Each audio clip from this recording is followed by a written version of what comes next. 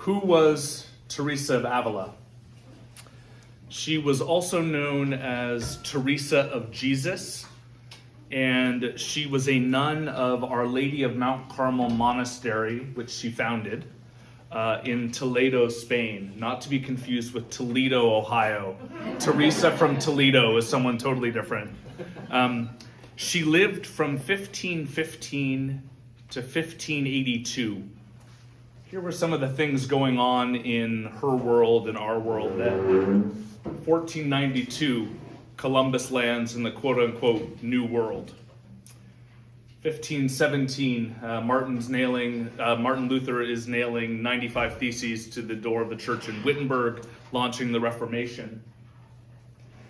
In 1576, she had a previous book known as the Book of Her Life that she had published.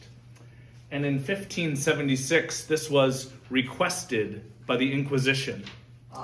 And they held on to that book until 1588 without releasing it to the public. We have at least one published author in the room, and if your publisher held it back for 12 years, we'd not be happy.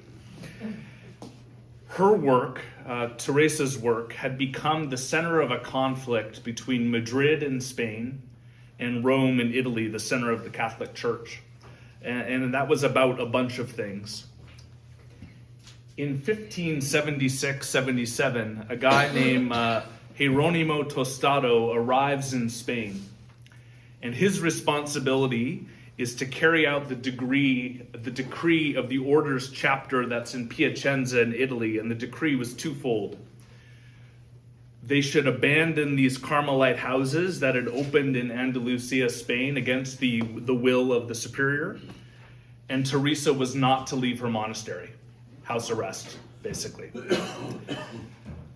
There's a papal diplomatic ambassador, I love this stuff, to Spain. His name is Nicolas Ormanetto. He likes Theresa. And so when these emissaries come over to carry out the decrees, Ormanetto runs interference and instead encourages Tostado to go to Portugal first. They need you more. So Tostado goes to Portugal, but Ormanetto dies. And when he dies, his successor is not supportive of what Theresa is up to. And so, seeing the writing on the wall, Theresa proposes that she return to the monastery she founded, St. Joseph in Avila, as a kind of prisoner. Hence her name, St. Theresa of Avila, because that's where she ends up returning to. About this time, a pamphlet is distributed widely denouncing Theresa and her superior and one-time confessor, whose last name is Gracian, just leveling all sorts of rumors and lies against her. In October of 1577, she's again elected as the prioress or the head of her group of nuns. She did not want this because it was going to take her away from her writing and other responsibility. And so Tostado, he annuls the election and says, okay, the election was not valid. You didn't actually vote for her. And then the nuns who in the second election voted for her again were all excommunicated. Exactly. And in the midst of all these events, personal, ecclesial, church, and political, Theresa comes to write the work she is most known for, and it's her spiritual masterpiece, and it's called The Interior Castle. How did it come to be? She's 62 years old. She had, for the last 5 years, come to, quote, an experiential grasp of so much more than what she had written previously in the book of her life.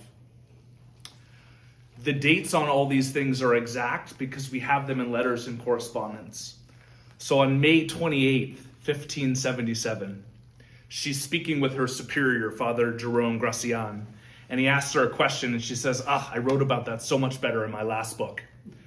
And he says, quote, since we cannot have it, it's with the Inquisition, recall what you can and other things and write another book, but put down the doctrine in a general way without naming the one to whom the things you mention there happened, i.e., don't say that it's about you. Make it third person so the Inquisition doesn't pick it up again. And thus I ordered her to write this book of the quote, what he calls the dwelling places.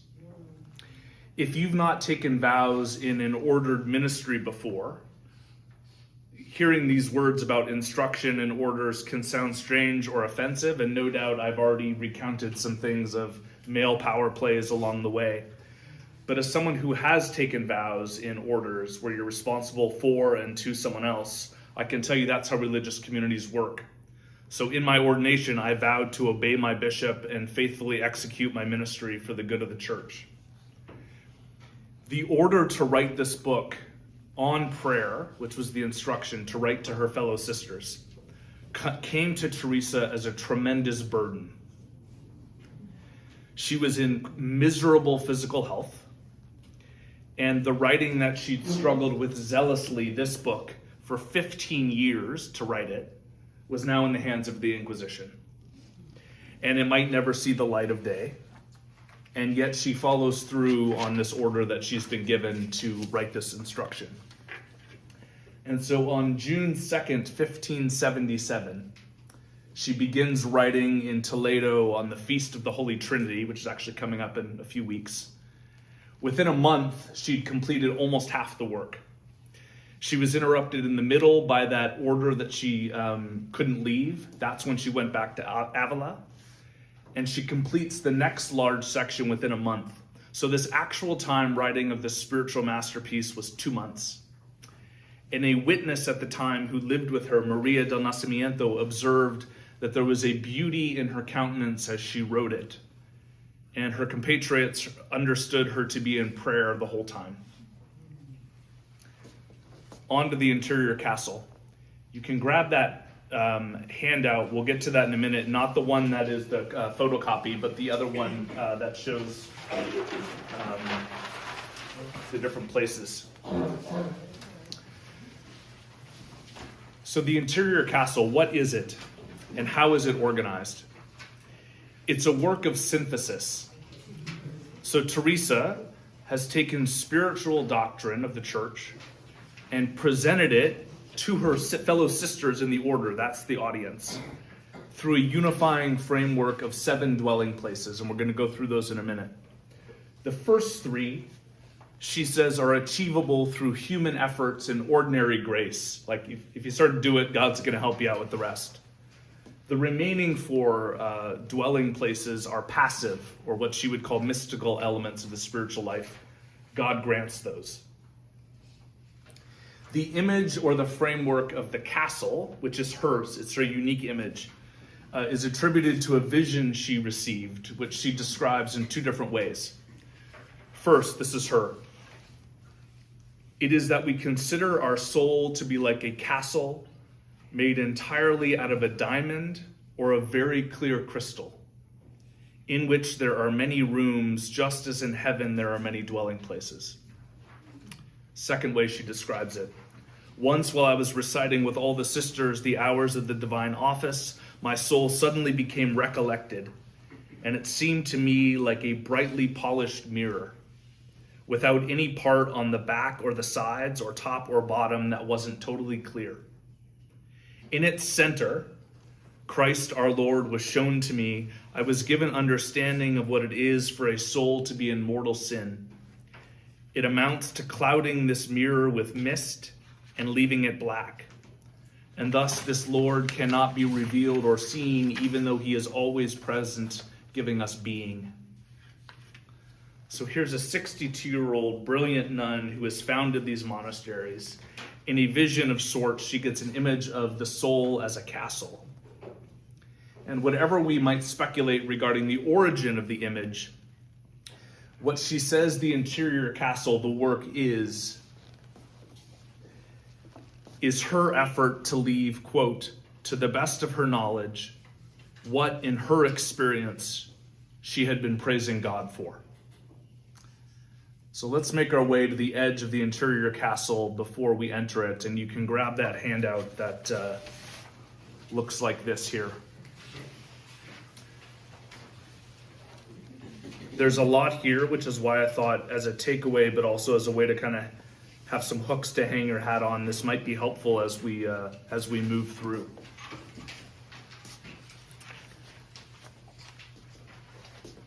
Theresa is clear that the movement in this castle of prayer of the soul is from the outside in. Okay? The outer wall of the castle, which I've made thicker here, is the body. And she says, the body's there. She's not saying the body's evil, but sometimes it distracts us from actually the castle that's on the inside. And we get so caught up with the things of the body. She says that these 7 stages or dwelling places are types. She doesn't mean for this to be the definitive image. And when she's speaking about it, she says, quote, "In each of these there are many others, below and above and to the sides with," I love this, "lovely gardens and fountains and labyrinths. Such delightful things that you would want to be dissolved in praises of the great God who created the soul in his own image and likeness." So this is not 2026, 7 hacks to a spiritual life. That is not what this is. She's talking about a progression and a place, and sort of almost a place that you would dwell in each of these places. The gate into the castle is prayer. It's not a magic wand. It's not rubbing the genie lamp. It's not even a specific prayer. It is the act of opening oneself up to prayer.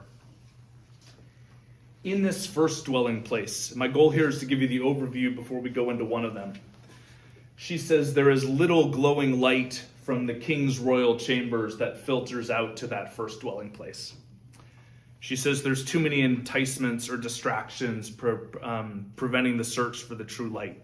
And she thinks this is the condition of the soul, that even though it's in a bad state, we're so involved in worldly things and so absorbed with what she calls possessions, honor, or business affairs, that even though it's a matter of fact that we would want to see and enjoy these beautiful things, we're just so distracted and we don't go there.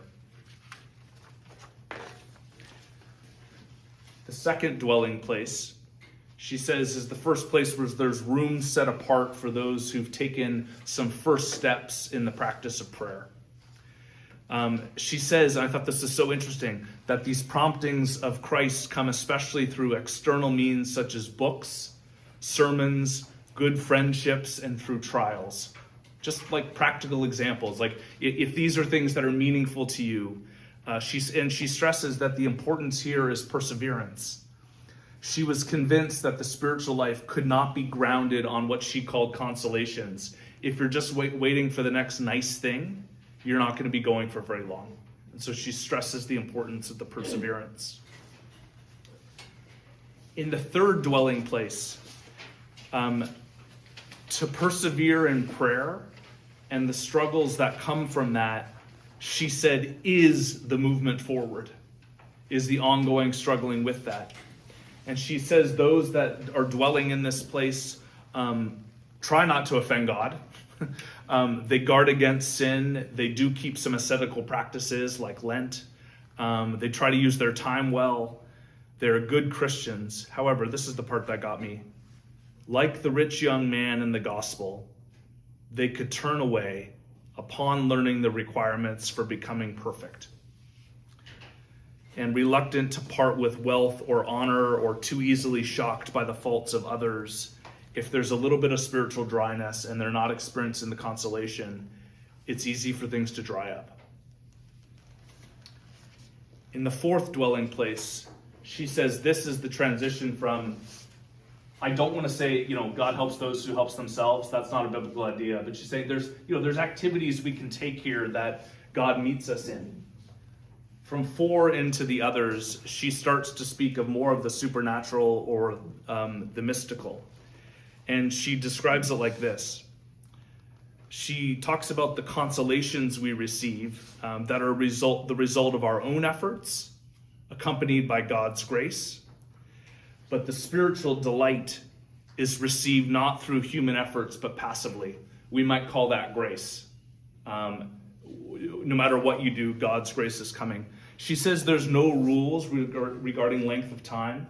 Unlike some social media post, it's not like 10 days to achieve such and such. It doesn't work that way. You might spend 40 years to get to here. You may spend 40 years and not even enter. It's not set up like that. She says, and this is so important, the important thing is not to think much, but to love much. And so do that which best stirs you to love. I think if she were presenting this to her sisters in the order, and it was not helpful to somebody, she said, that's fine, find somebody else that's helpful.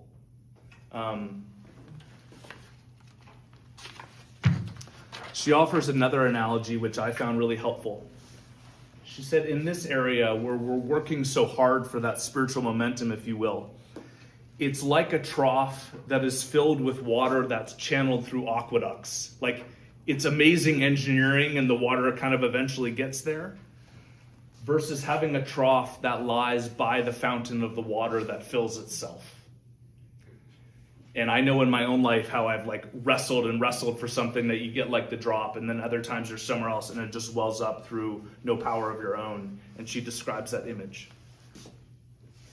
As we get into the fifth dwelling place, she says this is characterized by the prayer of union. And she offers this other analogy. I think I gave you the quote there. In this prayer of union, God himself becomes the dwelling place or cocoon in which a person dies. Once a soul is indeed dead to itself and its attachments, it breaks forth from the cocoon, transformed as does a small white butterfly. And here she introduces, at this level, the final analogy that she's going to pick up at the end of marriage and the preparation for it. And in her day, there were certain stages of courtship you had to pass through before engagement. And she says that God, through these various experiences of union and connection with us, is preparing us and preparing our soul to get to know God better. And she says in this stage, what's especially important is focusing exactly who you are on the neighbor you have, and on humility, and on faithfully doing ordinary things. If you thought here it was supposed to mean your name was in lights and you were getting the award for it, no. In the sixth, this is the longest section of the work. It deals with a bunch of mystical phenomenon we're not going to get into here. But the quality that she calls for here is courage. And she says that the desire for God, if you desire that more than the other sufferings and the afflictions that are coming your way, and if you stay with that desire in order to be joined with God, things are going to get harder before they get easier. And she says there is need for more courage than you think to stick this out. Finally, in this 7 dwelling places, which is kind of fluid from the 6th, she said, our good God now desires to remove the scales from the soul's eyes and let it see and understand, although in a strange way, something of the favor that God grants it. She believes that here, that 7th stage is encountered when we're dwelling with the person of the Trinity, and that this vision of God up here doesn't make us useless down here. This is a really monastic thing. Those who think they're super spiritual, I'm just going to go off and pray. They're like, yeah, but you have dish duty at 6:30. And this is what comes together. She says this union with God is bestowed in the central dwelling place. The person who's really famous for this is Brother Lawrence of the Resurrection, the practice of the presence of God. When you're doing dishes in the kitchen, you can be experiencing this union. This doesn't mean you're in church more. This means how you're inhabiting your everyday life. I want to move to the postscript.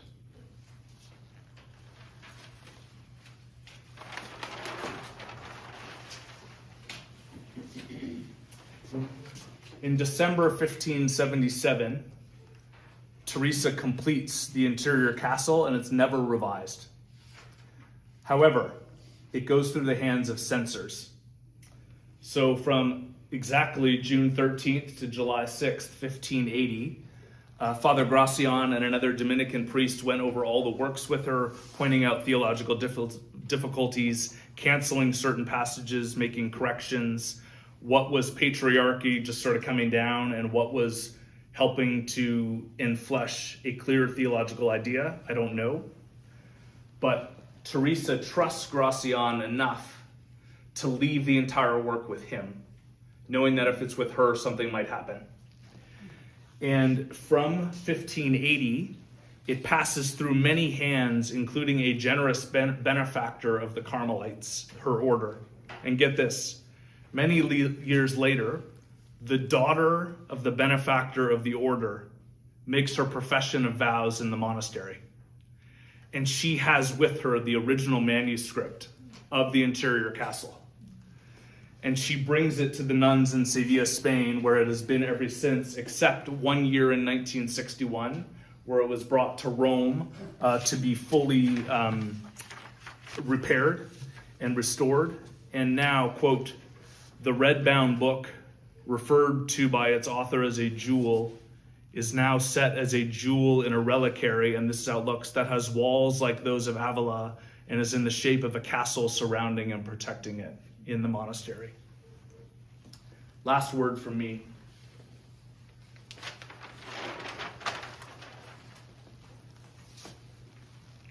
Why are we studying Theresa? It's nearly 450 years since the anniversary of the work. Her outer world was in political and religious violence and chaos. We are too.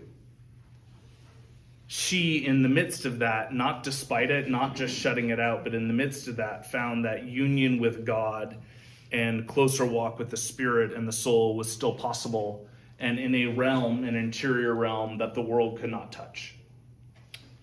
Some other parallels: in 1320 is the last of Dante Alighieri's Divine Comedy, which also represents the kind of staircase for encountering God. In 1540, Ignatius of Loyola founds the Jesuits, or the Society of Jesus, and this part I remembered and I thought was really special. The Jesuits have a notion of the monastery within.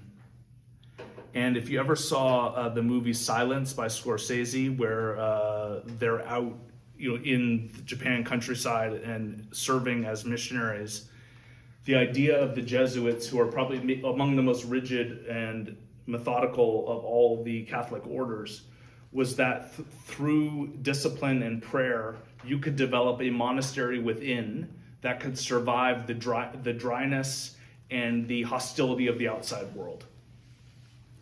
1948, Thomas Merton publishes his Seven-Story Mountain, kind of riffing a little bit on Dante there. And in 1951, the Jewish scholar Abraham Heschel writes a book called The Sabbath, in which he describes, I think not incidentally, that the Sabbaths are our cathedrals. It's not a physical building that the Romans or the Germans or anyone else can burn down. It's a space and time. We're going to move into discussion groups. You will note that I have us looking at dwelling place number 2. So we're not at 7 tonight. We could have been at 1. We could be out here. 2 felt like it maybe met us where we were kind of able to engage and discuss, and I'm going to send us off there.